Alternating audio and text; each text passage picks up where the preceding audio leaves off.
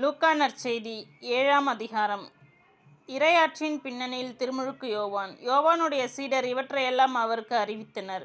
யோவான் தம் சீடருள் இருவரை வரவழைத்து, வரவிருப்பவர் நீர்தாமா அல்லது வேறொருவரை எதிர்பார்க்க வேண்டுமா என கேட்க ஆண்டவரிடம் அனுப்பினார். அவர்கள் அவரிடம் வந்து, வர இருப்பவர் நீர்தாமா அல்லது வேறொருவரை எதிர்பார்க்க வேண்டுமா என கேட்க, திருமுழுக்கு யோவான் எங்களை உம்மிடம் அனுப்பினார் என்று சொன்னார்கள்.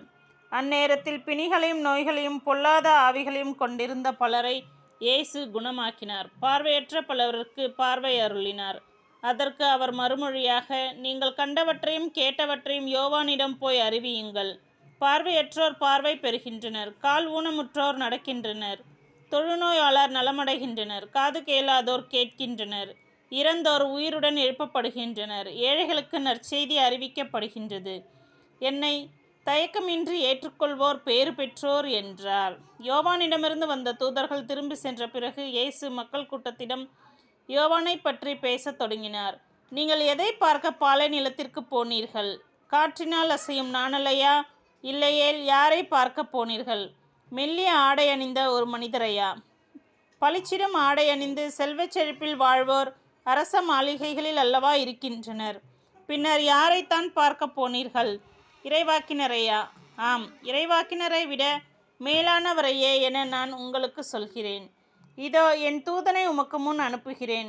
அவர் உமக்கு முன் உமது வழியை ஆயத்தம் செய்வார் என இவரை பற்றித்தான் மறைநூலில் எழுதப்பட்டுள்ளது.